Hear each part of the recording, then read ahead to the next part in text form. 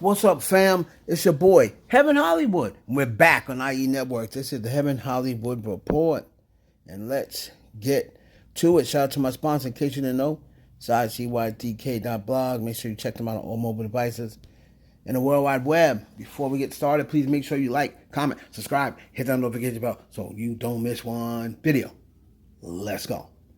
So we're going to start off with your girl, Olivia Rodrigo. She's been in the news a lot this past week. You know, her album is getting ready to drop soon. And she did an interview with The Guardian. They got into a lot of things. All right. There was certain things they talked about. The first thing she spoke on, she objects at calling some of her past relationships abusive. Now, in a new interview with The Guardian, remember, she says, I don't really know the exact definition. I just describe it as not great. Now, of course, there was rumors and allegations that, well, not even allegations, it was rumors and alleged past abuse. Remember, she dated the guy that was older than her. I think both her long relationships were guys that was older than her. So she was saying that she wouldn't really consider that abuse. It was just not great. And it was some rumors of verbal abuse or whatever, emotional abuse. I kind of had, on her decision to start off touring smaller venues. I kind of had overnight success. I've been working on songs for years and preparing for that moment for a long time, but in many respects it was very instantaneous. So taking things slower was my way of coping. And also, they spoke about the scrutiny she faced from legal issues with Sour.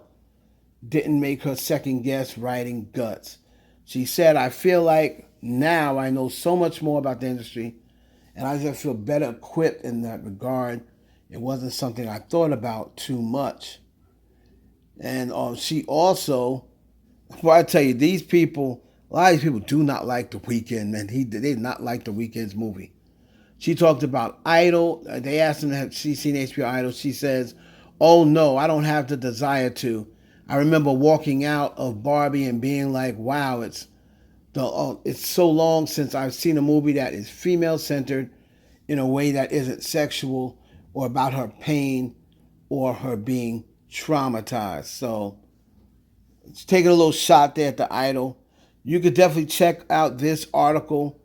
It was a great interview. She talked about, how some people thought that one of the songs was about Taylor Swift, some lyrics in Vampire.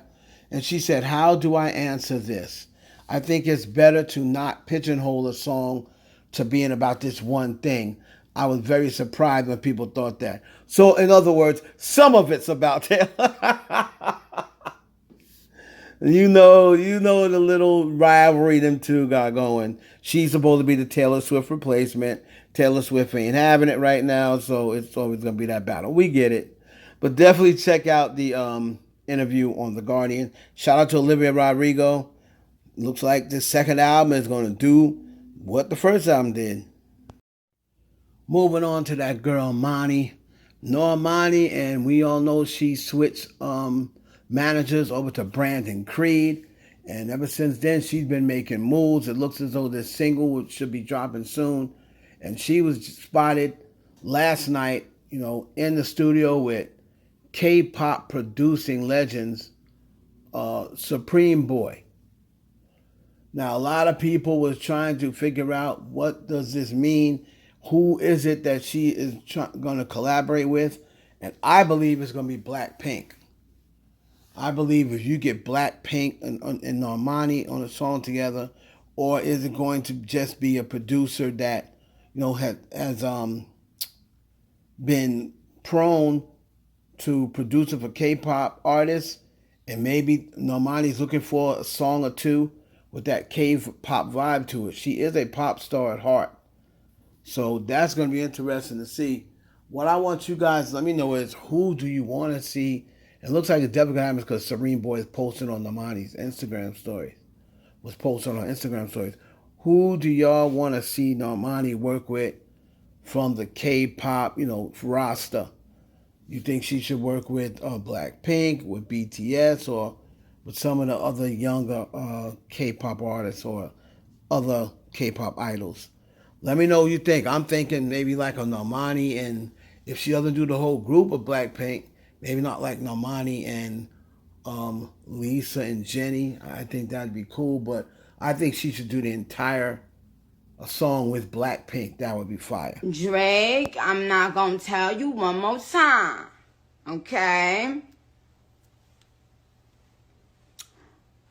The Bob said they need the album, and that he could be Champagne Poppy, he could be Champagne Poppy, we could be damn Shane Poppy. I don't care, Poppy. I said the Barbs want the motherfucker. Nicki Minaj in her little own language. So from what I can make out of that, the Barbs want Drake to put the album out because they want to hear the song with that him and Nicki Minaj got, because they feel as though that song is going to go number one just based on having Drake and Nicki Minaj on it. So she sent that message out to Drake. She also said, I believe she was in an interview with Zane Lowe.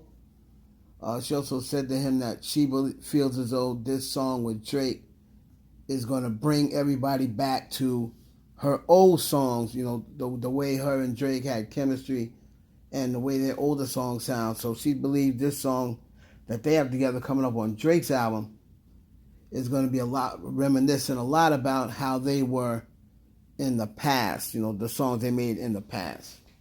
So shout out there to Nicki Minaj sending a message from the Barbs. And Drake is facing a lot of backlash because it seems as though he is still in his feelings about Anna Wintour. Now, remember, Anna Wintour had that little lawsuit against Drake, and I think Drake lost. It was like the lawsuit involving the rollout for her loss. I don't know whether he put Anna's picture up. I don't really remember. I do remember there was some sort of lawsuit. And Drake was putting these photos up and this video up during Drake's so petty. During his his concert. Oh man, I'm lost in this. And yeah, so the suit was filed in November. Over $4 million in damages. It was settled for an undisclosed amount. Right? And so I do this article that says Drake and 21 Savage settled Condé Nast trademark infringement lawsuit. So, and Drake put this up. He's getting a lot of backlash just saying, stop being petty towards this old lady. You know, you're too old for this and this, that, and the other. So let me know what you thought about Drake's pettiness. He's putting Anna Wintour with the teeth. That's not funny. Bust down every day. Set it rolls on. Drag talking to you niggas. And let's close it out with the queen of music, Beyonce. And I'm sorry, I just don't think it's talked about enough. Can we please suck on Beyonce's you know what a little bit here? Because as much as the Renaissance tour has been going on these past few months, I still don't think she gets talked about enough about what she is doing right now. First thing that we have to bring up is, I saw a tweet here and I totally agree. One single person that goes by the name of Beyonce is pulling more celebrities to an event than any award show or fashion weekend party. Just here's some of the names. This isn't even all of them. Prince Harry, Meghan Markle, Tyler Perry, LeBron James, Gabrielle Union, Tracy Ellis Ross, Issa Rae, Kelly Rowland, Kris Jenner, Jenny Kim, Corey Gamble, Sarah Paulson, Coi Leray, Sofia Vergara, Offset, 2 Chainz, Roddy Ricch, DJ Khaled, Wiz Khalifa, Saweetie, Anastasia, that's Stassi Caranicolo, Remy Ma, Pedro Pascal, Jackie Aina, Bruna Masquena, Maya Rudolph, RZA, Queen Hurdy. I mean, it goes on and on. Lady Gaga. Roxy Gay, Lori Imprompto, Keith Powers, Ryan Destiny, I mean, Naomi Campbell. Let's just go. Janae Aiko, Lil Wayne. I mean, the names just go on and on and on and on and on and on. Megan Thee Stallion. This sounds like Fashion Week. You don't hear more. J Lo was on one. You don't hear more names than this anywhere else. I mean, it is Beyonce, man. She has to be the artist of the year. To me, there's no other. There's really no other person it could be unless it's Taylor Swift. It's between her and Taylor Swift, and to me, everybody else isn't even in the race. And we also have to close it out and say Beyonce breaks Bad Bunny's record for the biggest one-month gross in Billboard box score history with the Renaissance World Tour in 1 month, 127.6 million. 0.6 million. She's breaking all types of records with this Renaissance tour. She has broken the all-time record. Queen Bee is once again proven she is royalty. The Break My Soul singer, I'm getting this off of the Fox site, KTVW. The Break My Soul singer just broke some records. Beyonce's Renaissance World Tour has become the highest grossing tour by a woman artist in history at more than $461 million. And she's still, she's done 46 shows, 50 shows, something like that. Chart data says it is the last title holder was Madonna's Sticky and Sweet tour back in 2008-2009.